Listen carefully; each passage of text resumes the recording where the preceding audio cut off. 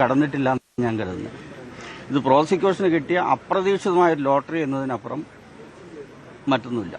പക്ഷെ എന്നാലും അത് പതിവുള്ളതല്ലല്ലോ. ഏതെങ്കിലും തരത്തിൽ അനുകമ്പ ഉണ്ടാക്കാൻ തന്നെ ശിക്ഷകൾ വേണോ എന്നൊക്കെ ആവശ്യപ്പെടുന്നതിനോട് ശിക്ഷ തന്നെ സ്വയം വിധിക്കാനുള്ള പ്രതി.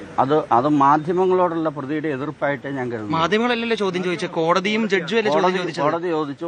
മാധ്യമങ്ങൾ ഇത്രയും കാലം പ്രതിക്കെതിരെ നെഗറ്റീവായിട്ടൊരു റിപ്പോർട്ടിംഗ് നടന്നതിന്റെ അടിസ്ഥാനത്തിൽ പ്രതിക്ക് മാധ്യമങ്ങളോട് അങ്ങേയറ്റം വെറുപ്പാണ്. ആ വെറുപ്പിന്റെ ഒരു പ്രതിഫലനം മാത്രമേ കാണിച്ചുള്ളൂ.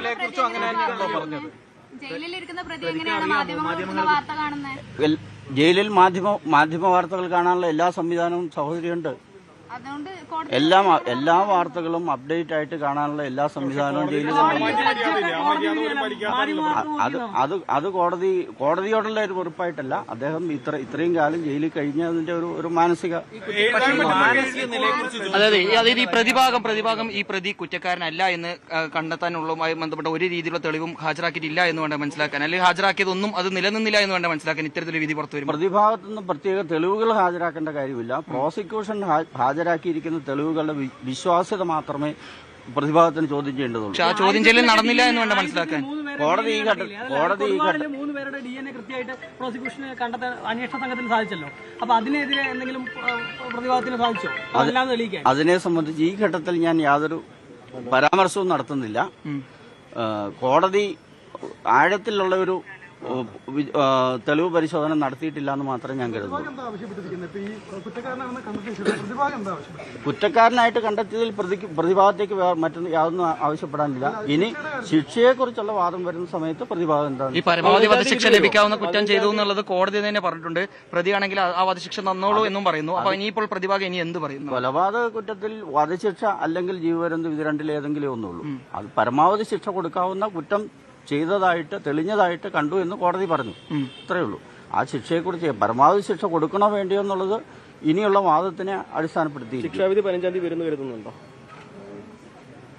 ശിക്ഷയെ സംബന്ധിച്ച വാദം കേട്ടതിന് ശേഷം കോടതി ചിലപ്പോൾ അതേ ദിവസം പറയാം. അല്ലെങ്കിൽ കോടതിയെ ഇൻഫ്ലുവൻസ് ചെയ്ത് തെളിവുകൾ തന്നെയല്ലേ വക്കീലെ? കോടതിയെ ഇൻഫ്ലുവൻസ് ചെയ്തത് തെളിവുകൾ തന്നെയാണ്.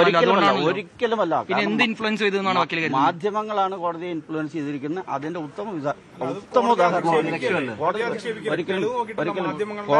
ഒരിക്കലും കോടതിയെ അപേക്ഷിക്കില്ല. നിങ്ങൾക്ക് തന്നെ അറിയുന്ന കാര്യങ്ങളാണ്. മാധ്യമ വിചാരണ എത്രത്തോളം കോടതി വിധികളെ സ്വാധീനിക്കപ്പെടുന്നു എന്നുള്ള കാര്യം ഞാൻ പറയാം. മാധ്യമങ്ങൾ കോടതി വിധി സ്വാധീനിക്കുന്നു കോടതി അതൊരിക്കലും കോടതി ലക്ഷ്യമല്ല. അതായത് ഈ കേസിൽ ഒരിക്കൽ പോലും ഒരു മാധ്യമത്തെ കോടതി വിസ്തരിക്കുക പോലും ചെയ്തില്ല. അങ്ങനത്തെ ഒരു കേസ് മാധ്യമങ്ങളുടെ വാർത്ത പിന്നെ ഈ കോടതി കേസ് ഇതിലെല്ലാം ഇൻഫ്ലുവൻസ് ചെയ്തെന്ന് പറയുന്നത് അത് തീർത്തും ശരിയായിട്ടുള്ള ഒരു കാര്യമല്ലല്ലോ വക്കീലെ. ആ റിപ്പോർട്ട് ജഡ്ജിമാരെ സ്വാധീനിക്കും. കാരണം അവരും സാധാരണ മനുഷ്യരാണ്. അതായത് ഒരിക്കലും ഒരു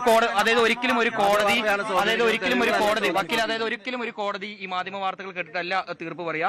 തീർച്ചയായും തെളിവുകളുടെയും അതുപോലെ തന്നെ സാക്ഷി വിസ്താരത്തിന്റെ അടിസ്ഥാനത്തിലാണ്. ഇതും ഈ കേസിലും 82 സാക്ഷികളെ വിസ്തരിക്കുക എല്ലാം ചെയ്തിട്ടുണ്ട്. അതിന്റെ അടിസ്ഥാനത്തിലാണ് ഈ ഇത്തരത്തിലൊരു വിധി വന്നുള്ളതിനെ മനസ്സിലാക്കുന്നത്. സാക്ഷികളുടെ എണ്ണത്തിലല്ല പ്രധാനം, അവർ നൽകിയിരിക്കുന്ന തെളിവുകളാണ് പ്രധാനം.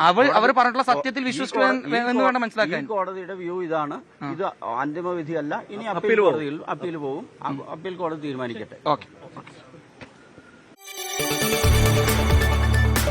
കൂടുതൽ വാർത്തകൾക്ക് news 18 Keralam YouTube channel subscribe ചെയ്യുക.